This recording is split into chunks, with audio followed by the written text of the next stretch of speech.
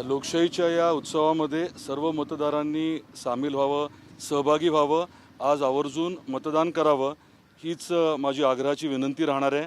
बऱ्याच वर्षानंतर जिल्हा परिषद पंचायत समितीची निवडणूक झाली हे बरोबर आहे आणि त्यामुळे आपल्या हक्काचा कामाचा व्यक्ती आपला प्रतिनिधी म्हणून उमेदवार म्हणून आपल्याला निवडून द्यायचं आहे आणि त्यासाठी सर्वांना पुनश्च माझी विनंती राहील की आपलं इतर काम थोडं बाजूला सारून परमपूज्य डॉक्टर बाबासाहेब आंबेडकरांनी आपल्याला जो अतिशय महत्त्वाचा हा लोकशाहीत अधिकार दिला आहे तो आपण बजवावा आणि आपल्या भागामध्ये बदल घडण्याच्या अनुषंगाने खूप ताकदीने काम घडण्याच्या अनुषंगाने आपण सर्वांनी मतदान करावं ही विनंती आहे। नगर परिषदेच्या निवडणुकीमध्ये परफॉर्मन्स खूप चांगला राहिलेला आहे।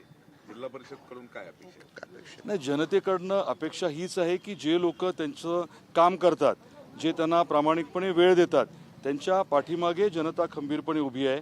नगर परिषदेच्या निवडणुकीमध्ये ते दाखवले आणि आत्ताच्या जिल्हा परिषद पंचायत समितीच्या निवडणुकीत देखील अतिशय ठामपणे आपल्या धाराशिव जिल्ह्यातील जनता हे परत एकदा दाखवून देणार आहे। किती जागेवर यश मिळेल?